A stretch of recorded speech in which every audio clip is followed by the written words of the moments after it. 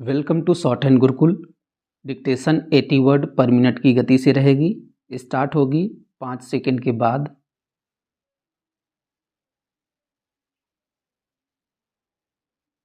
Start.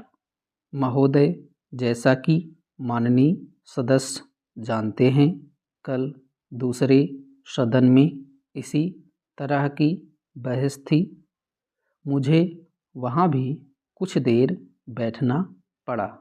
इस कारण यहाँ जो भाषण हुए उन सबको मैं सुन नहीं सकी।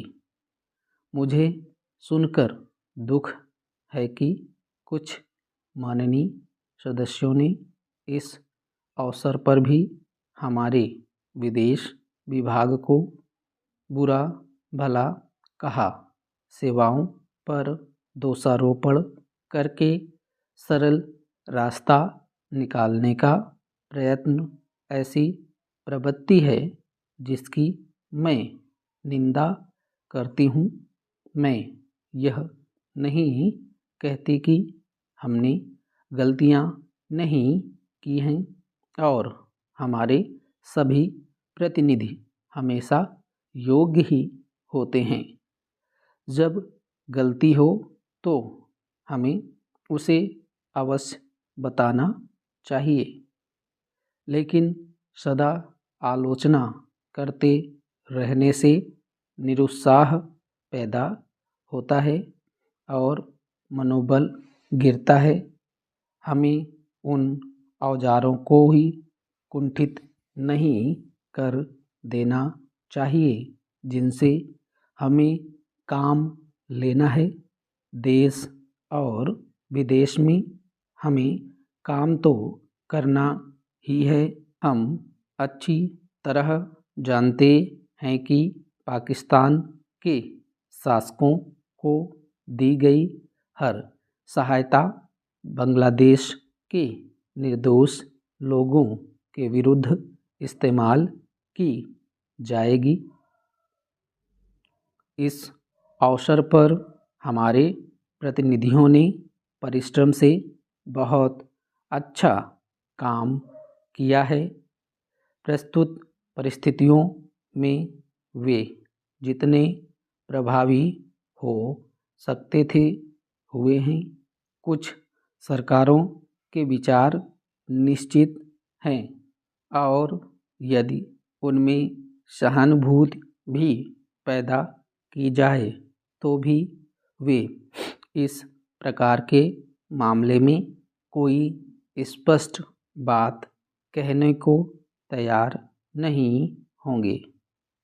मैं कहना चाहूँगी कि हमारी उन सेवाओं ने जो वर्तमान स्थिति से निपटने में जुटी है, साहस और समर्पण का परिचय दिया है। यदि कुछ माननीय सदस्यों को गाली देकर और सरकार पर साहस, दिशा और यहाँ तक कि समझ की कमी का आरोप लगाकर कुछ संतोष मिलता है तो मैं उन्हें इससे वंचित नहीं करना चाहती। कुछ सदस्यों के लिए हिम्मत का अर्थ गले की ताकत और भावुकता की भाषा है। काश की जिंदगी इतनी ही सरल होती। इस सरकार में बहुत से दोष हो सकते हैं, लेकिन उसमें साहस की कमी नहीं है, ना ही यह आवश्यकता के अनुसार जोखिम उठाने से डरती है। जैसा मैं बहुत बार कह चुकी हूँ, हम इस स्थिति या किसी भी स्थिति के केवल कानूनी पहलू की चिंता नहीं करते। हम चिंता करते हैं केवल एक ही बात की, और वह है हमारे राष्ट्रीय हित, सुरक्षा और स्वाभाविक रूप से बांग्लादेश के बहादुर लोगों की सुरक्षा। इसी कारण से शांति से काम करने का महत्व है। महोदय, मान्यता शब्द की हर तरफ से मांग आई है। मानव की मान्यता देने भर से ही वे बहुत सी कठिनाइयाँ हल हो जाएंगी जो बांग्लादेश के लोगों के सामने हैं, हमारे देश के सामने हैं और विशेषकर हमारे सीमांत राज्यों अर्थात पश्चिम बंगाल, असम, त्रिपुरा और मेघालय के समक्ष हैं।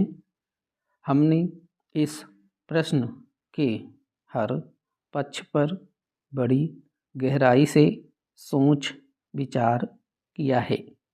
जैसा कि मेरे साथी ने बताया है, इसकी हम निरंतर समीक्षा करते रहते हैं। हम इसकी प्रतीक्षा नहीं करते कि दूसरे देश इस विषय में क्या करते हैं। इस बारे में या अन्य मामलों के बारे में हम जो कुछ भी निर्णय करेंगे वह स्थिति के हमारे अपने ही स्वतंत्र मूल्यांकन के अनुसार और इस बात को ध्यान में रखकर होगा कि हमारे हित व्यापक अर्थ में किस तरह पूरे होते हैं। कल मैं अपनी वर्तमान कठिनाइयों में से संभावित खतरों और बोझों के बारे में जानबूझकर बहुत संयत भाषा में बोली थी। वह इस कारण नहीं कि मैं बोझों या खतरों से आज या कभी डरी हूँ, बल्कि इस कारण कि मैं चाहती हूँ कि माननीय सदस्य इन सब विषयों पर गहराई से विचार करें। खतरों का तभी सामना किया जा सकता है जब आदमी इसके लिए तैयार हो। जैसा मैंने पहले कहा और फिर से दोहराना चाहूँगी कि यह समय दलगत प्रतिद्वंद्विता का नहीं है। हम सबको मिलकर एक साथ खड़े रहना चाहिए और हमारे सामने जो अधिक काम हैं उनमें एक दूसरे की सहायता करनी चाहिए। सांप्रदायिक प्रवृत्तियों को दबाना चाहिए। मेरे विचार में सब पार्टियों को सहायता करनी चाहिए कि बांग्लादेश और शरणार्थियों का प्रश्न सांप्रदायिक स्तर तक न गिरने पाए, बल्कि अपने सही स्तर पर ही बना रहे, जो राष्ट्रीय और अंतर्राष्ट्रीय स्तर हैं। मैं इन प्रश्नों और अन्य घटनाओं के बारे में विरोधी दलों के नेताओं और सदन के अन्य सदस्यों से संबंध बनाए रहूँगी। मैं अपनी तरफ से सदस्यों को इस विषय पर अपनी बात मुझसे आकर कहने और उनके पास जो कोई जानकारी हो उसे बताने की पूरी छूट देती हूँ। साथ ही इस समय इससे अधिक और कुछ कहने को नहीं है। मैं बस इतना ही कहना चाहूँगी कि हम निराश न हों। हमें अपने और अपने लोगों पर भरोसा होना चाहिए। हमें बांग्लादेश की वीर जनता और अपने अधिकारों के लिए लड़ने के संकल्प पर भरोसा होना चाहिए। स्टॉप।